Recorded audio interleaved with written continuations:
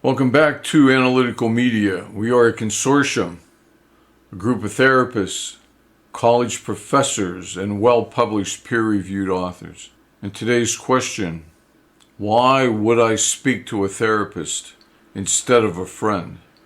And that's a common question. I've heard it many times.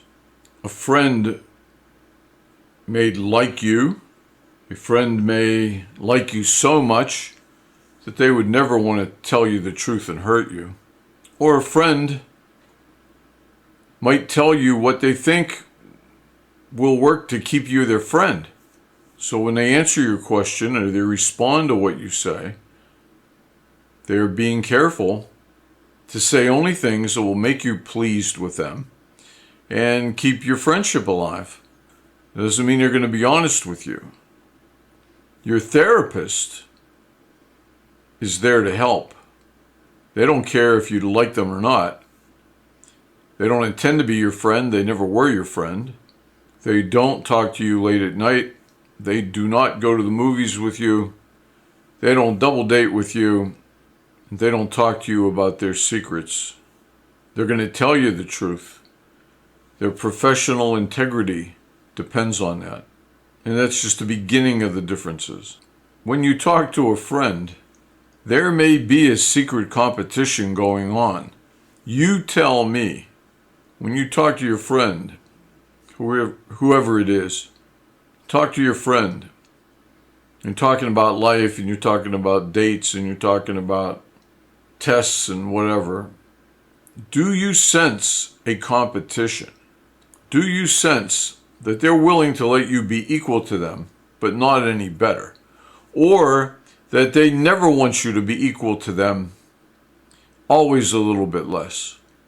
Is there a competition? Who is the coolest? Who is the smartest? Who's the most understanding? Who's the most sympathetic?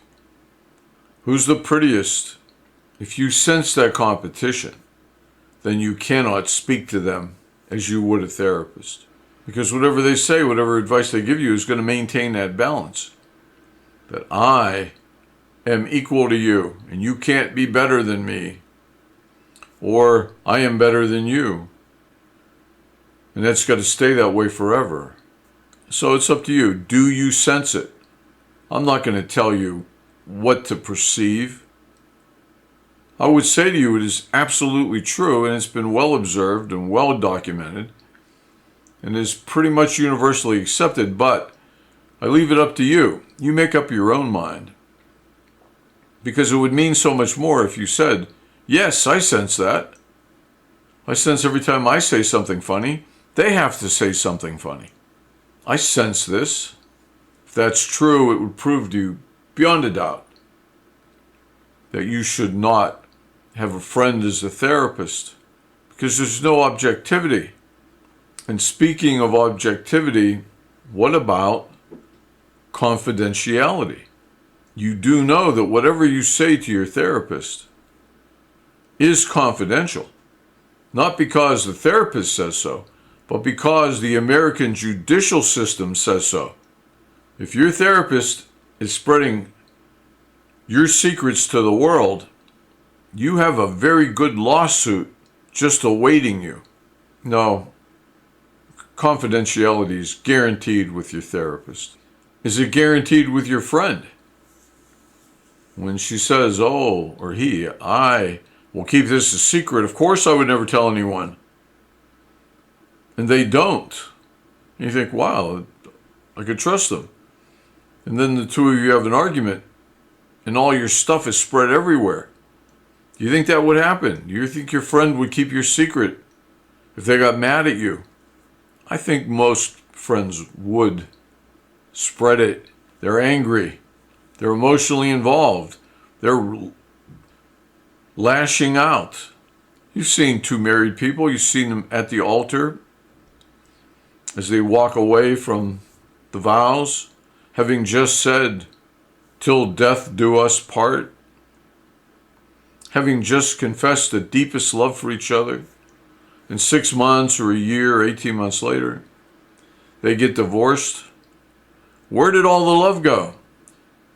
Because is it replaced with hatred, venomous attempts to attack and destroy the other person, I think you know it is. I think you've seen it. This person who you would die for at the wedding, you would gladly kill today. And many people do. They hire hit persons to go and attempt to kill the partner, especially if they have children. Or they do it themselves and try to get away with it. So I wouldn't expect any more from a friend than I would from the person I married. That's why you need a therapist and not a friend to talk to about your problems. And I would also like to say, perhaps the most important part, the dynamics of the conversation. I don't know if you've noticed, but in a conversation with a friend, it is very much like playing tennis.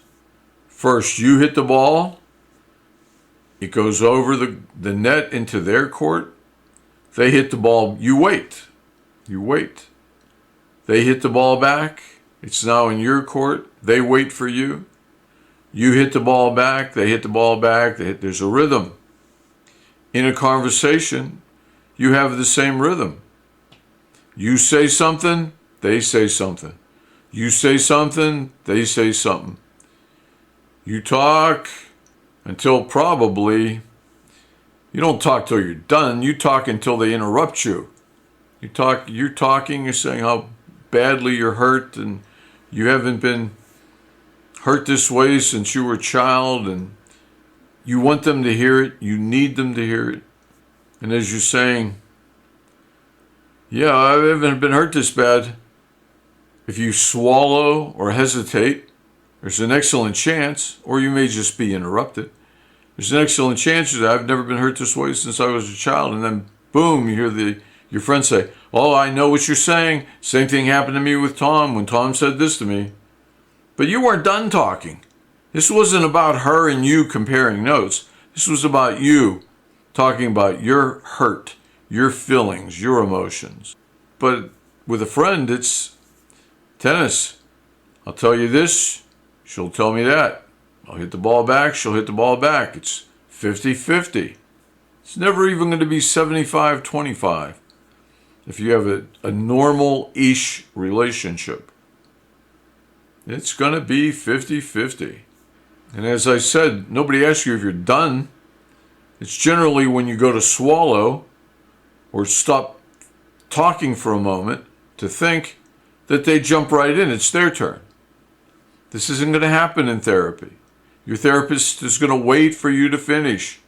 And if they do try to interrupt you or they feel it's important, they'll say, is it okay if I add this? Or can I just say this before we forget this? I would like to make this note. And then they know they have interfered ever so slightly, but with importance. And then you go on. Could you talk for 45 out of the 50 minutes of that session? Yes, and oftentimes that's exactly what does happen. I have known therapists to say I had to interrupt them near the end because if not, we would have been out of time. I wouldn't have had a chance to respond to anything they said. You'll have your time to talk. And the respect that you need for your emotions, your time, your purpose. You won't be playing tennis in your therapy sessions. And you'd be surprised in therapy, and I find this to be very common.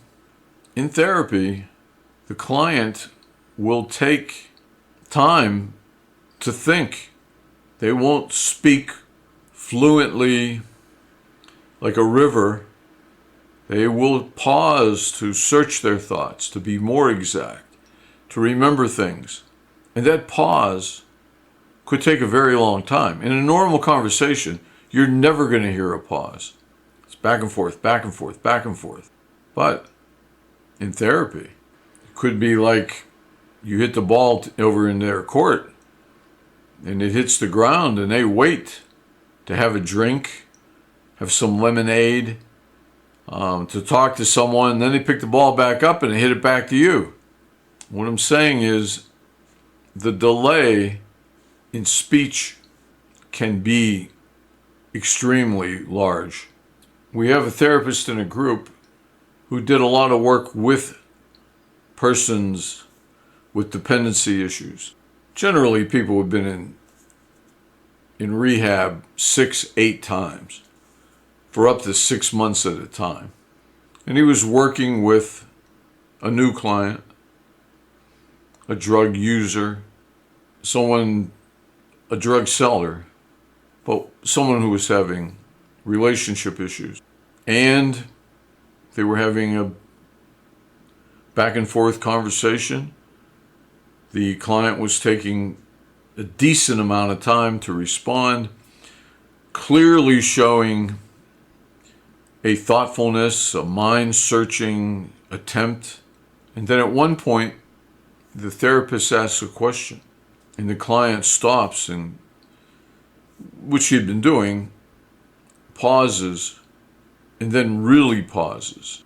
A minute goes by, which is a very long time. And then 2, 3, 4, 5 minutes goes by, which is 5 minutes is an enormous, unimaginable length of time. Try it sometime. 5 minutes waiting for a response. And finally, the therapist says to the client, because you're trained to give them time, you're encouraged to do this. Finally, the therapist says to the client, John, is that true? And John says, what? Because John had fallen asleep. He had used some oxycodone on his way over to see the therapist. So he actually fell asleep. But that's how long your therapist is going to wait for you to respond. There's no hurry. You can take your time. There's no tennis being played here, as there would be with a friend. A friend is the worst person you could talk to. Because a friend, in a lot of ways, even though you love them and they love you and you're really close, and in a lot of ways, a friend is like a cop. And when the cop says, anything you say can and will be used against you, that's largely true. Probably going to be almost 100% true. If you tell your friend, hey, I did this wild sexual thing, please don't tell anybody, and no, I won't tell anybody. I did this thing with Tony, we did this thing, and I'm ashamed of it. And your friend says, oh my God, yes, it's terrible. I feel so bad for you.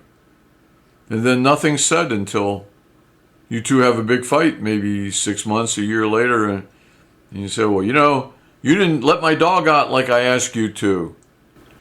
And then your friend reveals the unthinkable, the big secret. And she says, what do you care? You like to eat donuts while your feet are in a bowl of chocolate pudding. That big secret is now revealed from anger, like the cop said. Anything you say can and will be used against you. Not in a court of law, but in a discussion to follow an argument between the two of us. Another reason, if you need another reason, not to use a friend. So, never even think about using a friend. You don't know what they're going to say. Some friends, you reveal a problem to a friend, some may take advantage of it to gain power over you in some way. Some may lose their friendship. They may not like you because you've revealed this thing to them.